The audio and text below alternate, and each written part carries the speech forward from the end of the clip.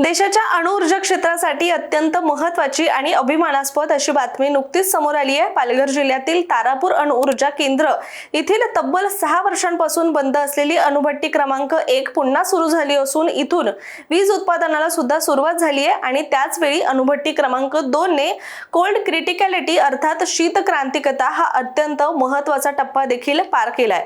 त्यामुळे देशातील सर्वात जुन्या आणि ऐतिहासिक अणुऊर्जा प्रकल्पाला नवसंजीवनी मिळाल्याचं चित्र निर्माण झालंय। चला तर आजच्या व्हिडिओमध्ये या सगळ्याबद्दलच अधिक सविस्तररित्या जाणून घेऊया। नमस्कार, मी रामेश्वरी आणि तुम्ही पाहताय कट टू कट। तारापूर अणुऊर्जा केंद्र हे भारतातीलच नव्हे तर संपूर्ण आशियातील पहिलं व्यावसायिक अणुऊर्जा केंद्र मानलं जातंय। 1969 साली या प्रकल्पातून व्यावसायिक वीज उत्पादनाला सुरुवात झाली आणि भारताने अणुऊर्जा क्षेत्रात ऐतिहासिक पाऊल ठेवलं। सुरुवातीला अमेरिकेच्या सहकार्याने उभारण्यात आलेल्या या प्रकल्पात 2 अणुभट्ट्या कार्यान्वित करण्यात आल्या होत्या। या दोन्ही अणुभट्ट्या बॉइलिंग वॉटर रिएक्ट म्हणजेच BWR या तंत्रज्ञानावर आधारित आहेत। पुढील काही काळामध्ये या केंद्रामध्ये आणखी अणुभट्ट्यांची भर पडली आणि तारापूर प्रकल्प देशाच्या ऊर्जा व्यवस्थेतील एक महत्त्वाचा आधारस्तंभ बनला। मात्र अनेक दशकांपासून कार्यरत असलेल्या या अणुभट्ट्यांमध्ये 2020 दरम्यान गंभीर तांत्रिक त्रुटी आढळून आल्या। रिएक्ट प्रणालीतील पुनर्संचरण लूप म्हणजेच रिसर्क्युलेशन पाइपिंग मध्ये दोष निर्माण झाल्यानंतर अणुभट्टी क्रमांक 1 जानेवारी 2020 पासून आणि अणुभट्टी क्रमांक 2 जुलै 2020 पासून बंद करण्यात आली होती। त्या काळामध्ये या दोन्ही अणुभट्ट्यांच्या भविष्याबाबत मोठी चिंता देखील व्यक्त करण्यात आली होती। काही तज्ञांनी तर या जुन्या अणुभट्ट्या कायमस्वरूपी बंद करण्याची शक्यता देखील व्यक्त केली। यानंतर भारतीय अणुऊर्जा महामंडळाने या दोन्ही अणुभट्ट्यांचं मोठ्या प्रमाणावर नूतनीकरण आणि पुनरुज्जीवन करण्याचा महत्त्वाकांक्षी प्रकल्प हाती घेतला। या प्रकल्पाअंतर्गत जुन्या पाईपलाईन्स पूर्णपणे बदलून त्यांच्या जागी अत्याधुनिक आणि गंजरोधक स्टेनलेस स्टील पासून तयार करण्यात आलेले फ्रॉर्ज पाइपिंग बसवण्यात आले। याशिवाय अनेक महत्त्वाच्या जोडण्या, नियंत्रण यंत्रणा आणि सुरक्षा प्रणालीचे आधुनिकीकरण सुद्धा करण्यात आलं। विशेष म्हणजे अणुभट्ट्यांच्या सुरक्षेला अधिक मजबूत करण्यासाठी आधुनिक सुरक्षा तंत्रज्ञानाची सुद्धा जोड यामध्ये देण्यात आली, जसे की रिएक्ट कंटेनमेंट फिल्टर, त्याचबरोबर वेटिंग सिस्टम, पर्यायी जलशीतक प्रणाली आणि आपत्कालीन परिस्थितीमध्ये काम करणाऱ्या अतिरिक्त सुरक्षा यंत्रणा यावेळी बसवण्यात आल्या। दरम्यान फुकुशिमा अणु दुर्घटना ही जगातील सर्वात गंभीर अणुऊर्जा दुर्घटनांपैकी एक मानली जाते। ही दुर्घटना 11 मार्च 2011 रोजी जपानमध्ये घडली। त्या दिवशी जपानच्या किनारपट्टीजवळ 9 रिश्टर स्केल तीव्रतेचा प्रचंड भूकंप झाला आणि त्यानंतर आलेल्या भीषण सुनामीच्या लाटांनी फुकुशिमा दाइजी अणुऊर्जा प्रकल्पाला मोठं नुकसान पोहोचवलं।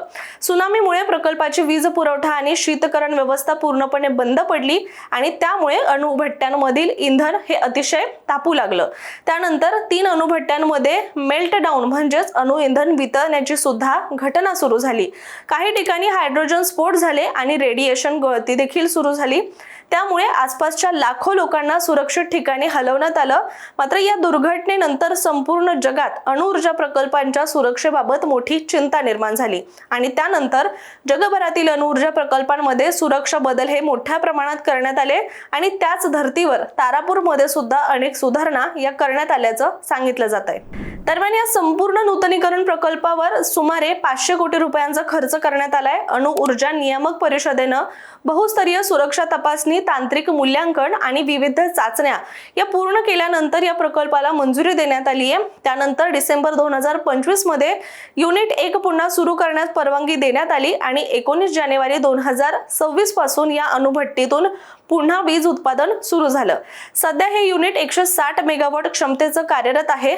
दरम्यान युनिट 2 ने आता कोल्ड क्रिटिकॅलिटी हा अत्यंत महत्त्वाचा टप्पा पूर्ण केलाय, कारण अणुऊर्जा क्षेत्रामध्ये हा टप्पा अत्यंत संवेदनशील आणि निर्णायक देखील मानला जातोय।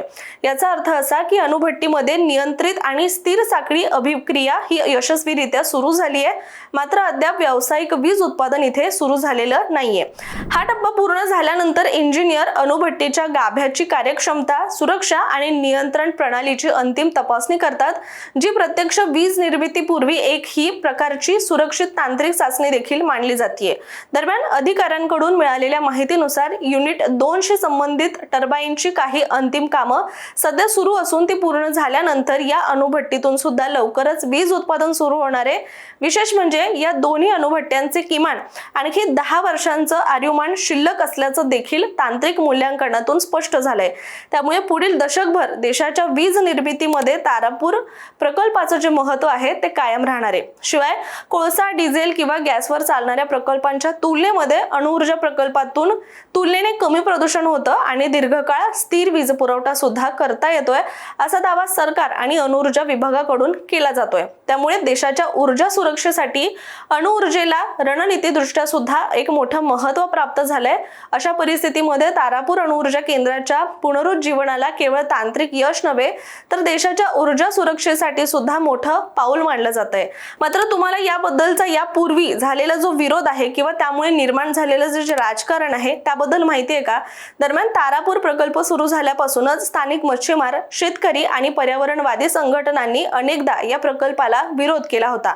अणुऊर्जा प्रकल्पामुळे समुद्रातील पाण्याचं तापमान वाढतं, मासेमारीवर परिणाम होतो, शिवाय समुद्री जैवविविधतेला धोका निर्माण होतो आणि शेतीवर सुद्धा परिणाम होऊ शकतो, असं काही स्थानिकांचं म्हणणं राहिलंय। याचबरोबर अणुभट्टीतून रेडिएशन गळती झाली तर मोठा धोका निर्माण होऊ शकतो, ही भीती सुद्धा अनेक वर्ष स्थानिकांच्या मनात कायमच राहिली आहे। विशेषतः जपानमधील फुकुशिमा अणु दुर्घटनेनंतर देशातील अणुऊर्जा प्रकल्पांविरोधात आंदोलनं अधिक तीव्र सुद्धा होत गेली। शिवाय तारापूर परिसरात सुद्धा अनेक सामाजिक कार्यकर्ते आणि पर्यावरणवादी गटांनी अणुऊर्जेच्या सुरक्षिततेवर कायमच प्रश्न उपस्थित केलेले आहेत। काही स्थानिकांनी परिसरामध्ये कर्करोगासारख्या आजाराचं प्रमाण वाढल्याचा दावा केला, तसंच समुद्रातील जैवविविधतेवर परिणाम होत असल्याचे सुद्धा आरोप केलेले आहेत। मात्र अणुऊर्जा विभागाने हे आरोप वारंवार फेटाळले। प्रकल्पातून होणारं रेडिएशन हे सुरक्षित असल्याचं त्यांनी म्हटलं। तसंच नियमित आरोग्य तपासण्या, पर्यावरणीय निरीक्षण आणि सुरक्षा तपासण्या या केल्या जात असल्याचं देखील त्यांनी सांगितलेलं आहे। याचबरोबर तारापूर प्रकल्पाचं राजकारण सुद्धा वेळोवेळी चर्चेत राहिले, कारण हा प्रकल्प केंद्र सरकारच्या नियंत्रणाखाली असल्याने राज्य आणि केंद्रातील सत्ताधाऱ्यांमध्ये यावरून अनेकदा मतभेद झालेत। काही राजकीय पक्षांनी स्थानिकांच्या प्रश्नांना पाठिंबा देत आंदोलनं केली, तर काहींनी देशाच्या विकासासाठी आणि ऊर्जा सुरक्षेसाठी अणुऊर्जा अत्यावश्यक असल्याचं सांगत प्रकल्पाचं समर्थन केलंय।